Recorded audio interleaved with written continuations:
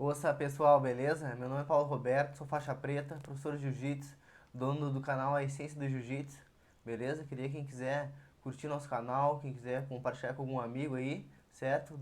Nossas redes sociais vão estar todas aí embaixo, o Instagram, Facebook, vai ter também nosso site, vai ter ali nosso e-book com técnicas de defesa pessoal para você baixar gratuitamente, certo? Então hoje a gente queria fazer um videozinho aí sobre um assunto que tá rolando aí na internet nesses últimos dias, foi sobre um faixa preta que fez uma entrevista lá nos Estados Unidos, faixa preta americano, fez uma entrevista e nessa entrevista ele falou uma coisa que foi bem peculiar. Ele é o Keenan Cornelius, que é um faixa preta do André Galvão, recebeu o primeiro grau também com o André Galvão, treinava na Atos até então. Ele se separou, até teve algum motivo que não chegou assim bem dito na mídia, mas ele agora hoje em dia não treina mais pela Atos. Ele deu uma entrevista de podcast e falou no momento sobre a evolução do jiu-jitsu, estava conversando e tal, ele falou que o Hélio Gracie e o Rickson Gracie, na atualidade, provavelmente seriam equivalentes a faixas roxas duros, no caso, né? Aí ele teve esse comentário e isso aí repercutiu muito. O Keenan Cornelius, que hoje em dia é um dos melhores atletas na faixa preta na atualidade, tem feito campeonatos com, com muitas lutas excelentes, e ele tem se mostrado muito por isso, por ser um faixa preta, além de ser muito competitivo, tá bem sempre situado no ranking, ele é muito técnico. Ele apresenta um jogo de técnicas muito versátil e ele é bastante diferenciado por isso. Apesar de ser bastante técnico, ele não apresenta tanto força, tanta explosão quanto alguns atletas da categoria e do ranking. Acho que a única maneira de tentar assim entender o lado que ele tenha falado esse comentário seria mais ou menos esse lado, que a visão dele do Hélio Gracie, do Rickson Gracie, talvez na época ou anteriormente, ou um pouco mais antigamente, seria a questão de tecnicamente o quão seria o eficaz o jiu-jitsu deles, talvez até visto para esse nicho de campeonatos mesmo. Até nesse ângulo eu já discordo com algumas coisas dele, por causa que o campeonato, ainda mais que nem a categoria que ele tá situado, que seria um dos tops do mundo da faixa preta adulto, ela teve um crescimento a partir de uma época. E o Rickson Gracie e o Hélio Gracie, tanto o Hélio Gracie mais antigamente quanto posteriormente o Rickson Gracie, eles tiveram esse crescimento a partir de outras difusões que eles fizeram do jiu-jitsu. O Hélio Gracie mesmo provou o jiu-jitsu, entre outras coisas, como uma arte marcial que se comprovava a partir de ser eficaz em cima de outras lutas. O Rickson Gracie também se comprovou bastante no MMA.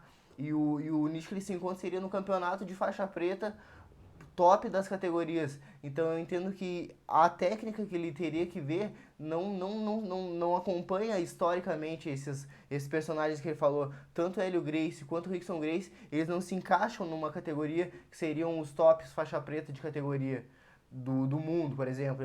Eu para mim, vejo hoje em dia o Kenan Cornelius como um dos 10 melhores faixa pretas em campeonato da categoria adulta hoje em dia.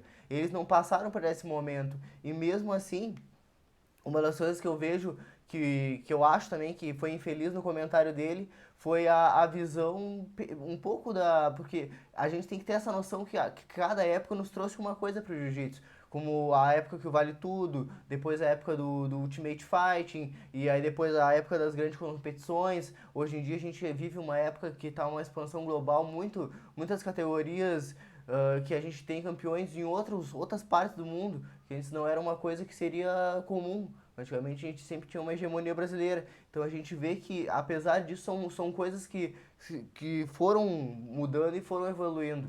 Aí eu acredito que seja uma falta de consideração dele ver o quão importante foi o fundamento que esses personagens, tanto o Rickson, principalmente quanto o Hélio Gracie, tiveram pro jiu-jitsu. Por causa que os atos que eles fizeram, por exemplo, o Hélio Gracie desafio de Vale Tudo, o Rickson Gracie teve uma carreira invicta no MMA, isso aí fez uma base pro jiu-jitsu se mostrar para o mundo que seria um esporte que seria realmente eficaz. E após isso, e até conjuntamente com isso aí foi trabalhado essa parte do jiu-jitsu esportivo, que é a parte que seria, hoje em dia, que a gente vê os faixa preta mais tops de todas as categorias. O Nicolas Melegali, o próprio Keenan Cornelius, Leandro Lô, Felipe Preguiça, o Bochecha, eles são de uma categoria que é a atualidade do jiu-jitsu, do jiu-jitsu esportivo, no caso.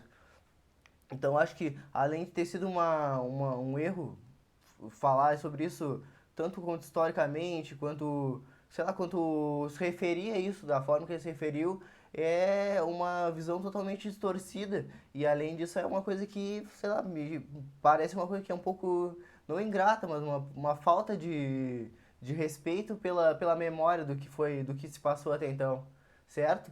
Então, mais ou menos isso aí. Eu acredito que não vai mudar em nada a carreira do Kino. Ele é um atleta brilhante, ele faz sempre lutas que a gente... É impressionante ver a quantidade de técnica que a gente consegue extrair vendo uma luta dele, um campeonato dele, por causa que ele realmente é um atleta exímio. Ele é um dos meus favoritos até, inclusive, assistindo tecnicamente.